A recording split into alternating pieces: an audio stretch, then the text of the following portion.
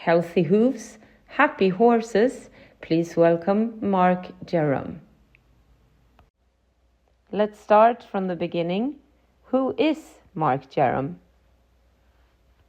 Well, I'm a farrier from the United Kingdom. I work in an area called Staffordshire and Shropshire, which are two different counties in the United Kingdom. I work mostly with corrective cases and lameness cases involving problem feet. I'm also an author, a lecturer, and also an examiner as well. So I'm quite involved with the industry from multiple perspectives. And because I do a bit more specialist style work, I'm always looking for the best techniques and best tools to be able to do my job as good as I can. Hence, I've used your AI gait analysis, and I use various other styles of gait analysis and various ways of analysing the hoof and the horse's movement, which I find to be very essential to get a successful outcome. So what are your thoughts on integrating technologies like gait analysis in the daily work of farriers? The way I tend to use gait analysis is that personally I integrate it with two systems. So I use a SLAPE for the upper body movements and the vertical displacement and asymmetry markers. I also combine that with a hoofbeat IMU sensor analysis, which plots footfall. And combining the two, you get a real head-to-toe imagery of the horse's movement. Of course, what we can really influence as a farrier is the hoof flight and hoof contact, but we also know that has an effect upon the upper body movements in terms of asymmetrical movements at the poll and pelvis. So by doing that, you can plot how the horse moves over a period of time, whether any interventions we take place are there for a positive effect, or whether we need to look at alternatives as we go forward as well. So by doing that, and if I have a case that's referred to myself from a regular farrier, we can monitor this over a period of time. And then when it comes to passing the horse back to the original farrier, we can go through all the data and show why we did what we did and the effects we had on the horse.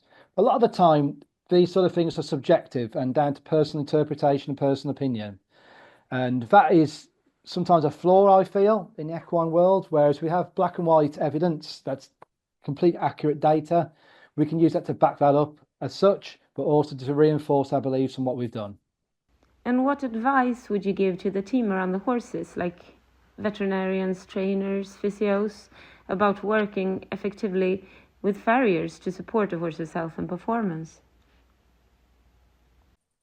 Yes, absolutely. It's absolutely crucial, because effectively we can influence the hoof flight and hoof contact and everything else, but it's all team collaborative effort. And you must remember as well, as a farrier, you only see a horse for a couple hours every 5-6 weeks, maybe a little bit more sometimes. But sometimes there'll be certain things that flag up, which may think to yourself, oh, I could do with another opinion here or some extra diagnostics.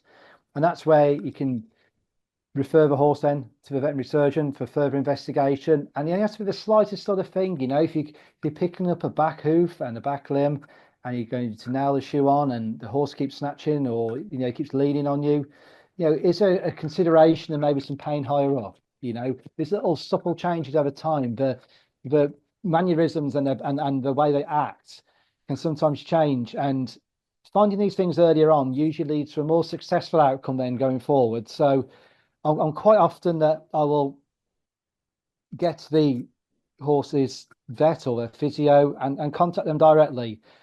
I believe it's important to contact them directly as a professional, because if you try and pass messages through the owner, it can get misinterpreted or lost in translation. We all speak the same language in terms of the anatomical structures and what we see in the upper body and the lower limb. So if we can transfer that across to the fellow professionals, they can do what they do from their side of things, and the horse benefits as a result, really.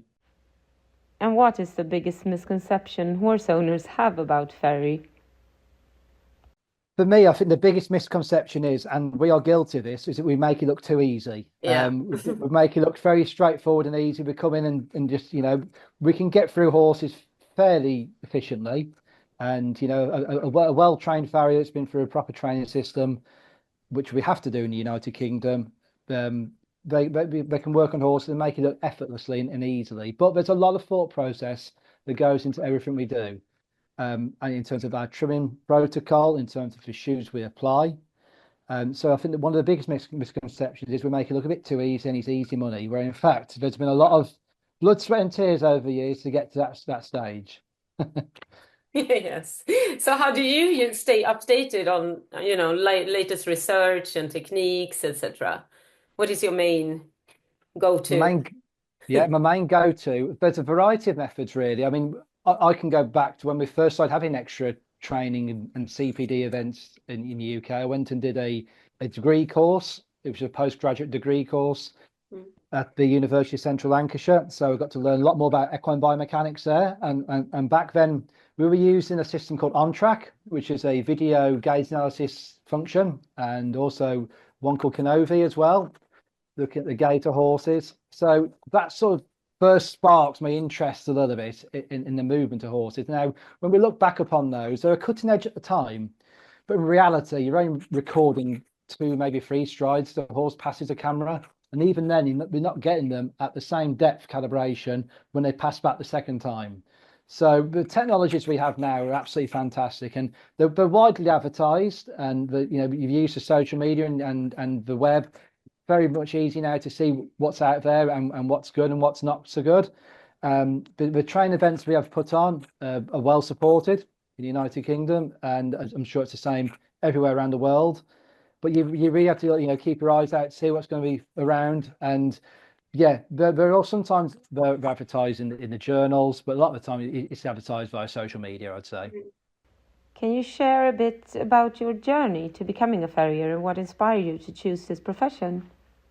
I'm really lucky in a sense that I wanted to become a farrier from a very young age, and I used to see the farrier coming to work on my own ponies, and really interesting stuff they did, and always wanted to work with horses and wanted to have a career. And it's not so easy to have a successful career in horses, which allows you to buy a house, go on holiday.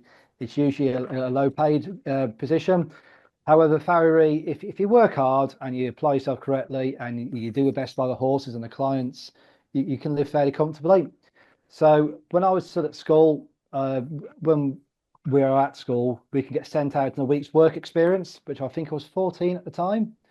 I went to work with a farrier who was local to me and really enjoyed that week with him. And because I tried my best, I was lucky enough to be offered a position to go and work with him on Saturdays or school holidays. So I got a fair bit of experience about farriery before I even left school. And then when I finished school, I went immediately into an apprenticeship. And here I am now, 25 years later. I still haven't found a proper job. Still working with horses' feet. So yeah, so that's basically what inspired me. The farriers that came to work on my horses, and the people who gave me the opportunities at the outset as well, which I'm always forever grateful for. Super. And do you ride yourself? Yes, do ride. I don't ride as much as I used to, but I used to ride quite a bit. I used to do a fair bit of hunting and a bit of carriage driving. However, now I've got a couple of young daughters who are pony mad, so we're busy with those, and my riding gets put on the back burner now, which is fine. I still do a bit of gentle hacking out around the villages now, so it's not quite so as full on as it was, but still very enjoyable. So, what are the most common gait issues you encounter as a farrier? The most common ones I come across personally, abnormal loading. So if you've got a lateral first contact with a hoof, and sometimes toe first landing as well. So in a lot of horses, if they're feeling good and sound, or land heel first or flat. So toe first landing, particularly if you've got low weak heels, is a bit of a red flag in case anything like navicular syndrome or caudal hoof pains developing. So they're the ones I most commonly come across. And again, that can be quantified again using gait analysis as well, in terms of, are they trying to avoid contact with the ground? Is that happening for a particular reason? Is that flagging it with an asymmetry, upper body movement as well? Can the shoeing or trimming really impact a horse's gait overall performance? Absolutely, it has a massive effect upon the horse, really, in terms of our influence as farriers. And then if we were to apply shoes, which, vast majority of horses that are working at a decent level are shod, the style of shoe we apply can severely influence how they interact with the surface they're ridden on, how much traction they have, but also the postural adaptations as well. So, for example, horses that are camped under behind or stood under behind, quite often need a lot of heel support, and quite often sometimes they have reverse rotated pedal bones or a negative plantar angle, and they may then require some form of frog support. I prefer to use a slightly graduated frog support pad for those sort of instances. But yeah, the various methods really, depending on the style of work they're doing, the disciplines they are doing, and their conformation as well, which leads to the style of shoe we apply. I think if we can influence alignment within the hoof, which is one of the biggest issues I feel. What I mean by alignment is the proximal phalanx, middle phalanx, distal phalanx, or as commonly known as a long pastern, short pastern, and pedal bone. We can keep them into a nice downward alignment, so there's no broken back or broken forward. We have a positive pitch of the pedal bone, and the pedal bone itself is lying within the hoof without any tilt, so it's landing nice and level. Then I think you can see off the vast majority of issues and gait abnormalities. And it's one part of the horse we can change is the shape of the feet. We can't change the shape of their heads. We can't change the shape of their legs, but we can change the shape of their feet just by using some sensible proofing techniques. Can you share an example of how a small change or a big change shoeing made a difference for the horse and what the impact was? Yeah, and I think that often changes over time with the more ideas and technologies that come out. One thing I found to work pretty well the last couple of years, particularly for horses that got coffin joint arthritis, or if they've had a hind limb lameness, it's overloaded the front limbs, and the top of the pedal bone where it makes the coffin joint. Quite often, if you were to take a shoe, and I quite often use like a half round shoe and set down the toe. So basically where the steel of the shoe meets the ground, if you just bevel that up into the shoe and set that down. So when the horse goes to break over and propulse the limb, the upward force is not going to go straight into the extensor process of that coffin joint. And that makes a massive difference. It's only a slight change, a supple change, but it can make a real difference in terms of their locomotion, and it can make them a lot more comfortable. So that's something slight and easy that you can use to influence a change of gait in front. Behind, if you have horses that are what we call forging, so they're over tracking and they're hitting the front shoe with the hind shoe, making that sort of loud clicking noise. Yeah. If you were to use what we call a set toe, so you have a hind shoe fitted with side clips, and then you take the steel of the toe and fold it upwards on the anvil. So you put it at a 45-degree angle, blend that into the hoof, burn that in, and then nail the shoe on. That can make a big difference in the arc of flight as well. So again, something nice and simple that any farrier listening to this podcast can relate to. Can easily go and do that. And it makes a big difference in movement. So it's not always about the biggest flashy shoes. Sometimes it's a little changes like those that can make a big difference. And when you meet a horse for the first time, what do you look at? What do you do? How, in what way do you examine? Yeah, well, there's two ways to approach that, really. So if you were to be a fresh client, there'd be a lot of questions. But if you were already an established client who's bought a new horse, it sort of whittles down those questions a little bit. So to begin with, you need to know what disciplines the horse is going to be doing. Is the horse going to be going hunting? Is the horse going to be endurance? Is the horse? You can usually tell us by looking at them a lot of the time, but it's always interesting to get a bit of data really to find what the intended use of the horse, how experienced the owner is, how old the horse is, what their turnout regime is, and that's a big factor here because in our country we have a lot of livery yards where there's about 50 or 60 horses on one particular yard, and they're very small turnout areas. Sometimes it gets very muddy, like we are this time of year. And that can influence the style of shoe you apply as well. It's also interesting to note the quality of the soil that's out there, whether you're likely to get anything like thrush infections or bacterial infections. You're looking at the overall stance of the horse with all four legs stood square. You're looking for any conformation abnormalities. You're looking to see if the horse is undeveloped or whether the horse is obese. The vast majority of horses in this country are obese. And so you're putting all these together to help formulate a trimming and shoeing plan. It's always worth noting, really, like, you know, what the intended use of the horse, like I say, and what the next goals are in the short and long term. That can help you basically, as farriers, what we are there to do is protect the horse from the owner. So we're going to make sure we can shoe the horse so that they can do the job they're intended, stay safe, stay sound, and yeah, keep them fit for purpose more than anything. Do you consider sleep an added value in your service offering? And if so, do you charge clients specifically for using it? And how do you communicate its benefits to your customers? Yeah, it's certainly a chargeable service because they're Yeah. getting something for that, really. And it is. I mean, I've been with Sleep since the early days. I've been Mm, using the system now for well over 3 years, I think. mm, So, and I've seen the development of it over time as well, from where it started out to now, and it's always improving in terms mm, of the output, in terms of what you can send to clients and the value you can get from it. One of the most amazing aspects of it as well is the fact that we can be done remotely. So yeah. I can monitor horses I'm working on without having to go there. And but you know, I always put across to the client is it's accurate within 2 millimeters. It's been scientifically validated. You know, it's a good, reliable piece of equipment, Mm, and it's easy to do, and you don't need any sort of good weather, bad weather. It doesn't mm, matter. All you need is somewhere flat and level, and a tripod to hold your phone, and away you go. And I think that's just incredible, really. And the fact that I've been using this now for well over 3 years says to me really that it's been an invaluable tool to my business because it's repetitively through different cases it's been used and we've got the same sort of good positive outcome from that. So again, I know I've touched on I combine that with other systems as well, but the fact that it can be repeated over time and the fact that it's still being used now for my cases, it shows to me it is a real valuable tool in my toolbox, really.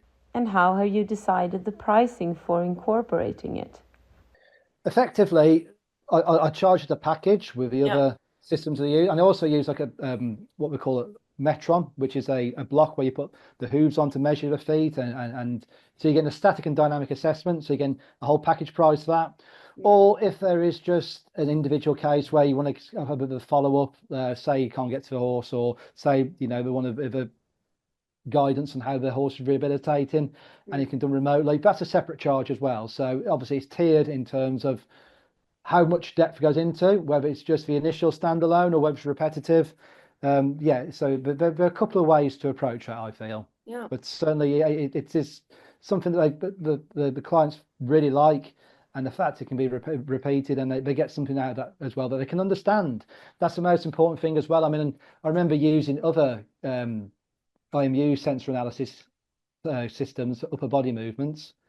Obviously, won't say names on here, but like Mm, no. the ones I've used, and they have quite a complicated output. And now, I mean, I can understand that who's been trained to that level, but Mm, the average horse owner will look at that and they'll just glaze over. mm, They won't understand what that all means. But mm. because it's put into a user-friendly output, they understand and they see what all that means. And I Yeah, think that's another important aspect as well. yeah, yeah. It's a very good point. What's the one piece of advice you wish all horse owners knew about hoof care? For me personally, I would say I wish that all horse owners would treat laminitis as urgently as colic. Mm, The reason I say that is it's the number two killer of horses behind colic is laminitis, and there is an obesity crisis, and there's a reason why this is all happening. Why we're getting so many laminitis cases, and a lot of them, I'd say a good 70% are avoidable. mm, And sometimes these things can happen when they get toxic induced laminitis. They can get an injury in one leg, overload another leg, and it creates a supporting limb laminitis. So yeah, that's not diet related. We can get trauma induced, but usually when it's obesity, that is preventable. yeah, And that is something I wish I could get across, is that I wish all horse owners would treat laminitis as urgently as colic, mm. and take the preemptive steps to happen in the first place. Super. What's your own vision for the future of farriers? Where do you see the future of farriery heading in the next decade, and are there any specific advancements or trends that you are particularly excited about? Well, I think it's an interesting question in terms of what my vision is and what the actual reality will be. Yeah, maybe, yeah, maybe somewhat different. I mean, I think the fact that I wish I could use these systems on all horses that I'm using. It would actually severely reduce the number of horses I worked on. But of course, that comes at a cost to the owner, and there is obviously a budget involved with keeping horses. More objective data that I think there will be a lot of changes in farriery as time progresses. One thing I can see potentially happening is that we'll end up in a situation where we're able to scan the hoof and immediately print out the style of shoe we want to put on in the back of the van. We won't even need a forge or an anvil. That's one thing I can see happening. It's sort of happening at the moment, but it's not quite an efficient sort of way. And I think the materials aren't good enough yet, but there will be in time. And I think, yeah, we'll lose the craft of shoemaking, I think, over time. I think that'll be where farriers make shoes from scratch. I can see that potentially going, and then that having a knock-on effect where there'll be no shoeing competitions. And so I think it'll change. I think farriers will be a lot more professional than they were, say, 20 years ago in terms of keeping notes, keeping records, monitoring horses' movements, keeping data. That will certainly change, and that'll happen whether we want it to or not. But I think we'll all be kept busy, because I can certainly envisage there's going to be a lot more lame horses going forwards than there has been. That's really, really interesting, and also a nice view, I think, of the future, that your own profession will change a bit. It's quite interesting. It always changes. Nothing ever stays the same in life. Things are always changing, and I think we're no different to that as well. No, that's true. And finally, then, can you tell us about one of the most challenging cases you worked on? Like, what was the issue? How did you approach it? And what was the outcome? Yeah, I think when it comes to picking the most challenging issue, I think at any point in time when you record something like this, the following year you'll find something else that's more challenging. I think things are always challenging when you've not really faced them before, or they're really complicated in its output. So, I mean, if you asked me this a couple of years ago, I said canker was some of the worst cases I've come across, where you get a rare infection and what we call a hypertrophy of the frog, with all growths coming out of there, and it's the most horrendous condition. However, I'd say one of the most complicated cases I'm working on now is one I'm working on at the moment. It's an ongoing case where this horse had laminitis in both front feet. Somebody had been feeding the horses potatoes over a fence, so got toxic-induced laminitis, unfortunately. Both pedal bones come through the sole, and we managed to salvage that between me and the vet by using some clogs. So all was going well for a good couple of months. Then the one foot, the right front foot, I noticed when I went to visit the one day, was slightly separating around the coney band and bleeding and oozing. And having known what that is in the past, because it happened to a couple of horses, the hoof was trying to slough. So basically, the hoof was coming off. And eventually, because we used a cast on the foot, we managed to salvage that for a good while, till eventually the large portion of the hoof had come off. And if you were to go on my social media page, the Hoof Care Companion, you'll see an example of that hoof where basically it's off. And by using some glue-on shoes, we managed to now restore that into a fairly normal-looking hoof. So we had an initial issue of pedal bones coming through the sole. Then we had the one foot come off, and then the tip of the pedal bone started to erode away as well. So now it's in the process of trying to salvage that. But all the way through this horse has stayed pretty good. The horse hadn't given up, and I think that's a big factor in terms of whether you progress, as well as the data we have is how the horse looks clinically as well. So that one's been a big challenge, and a good example of what you can bring back from the brink. But yeah, I do enjoy the fresh challenges and the challenging cases, as long as it's humane for the horse.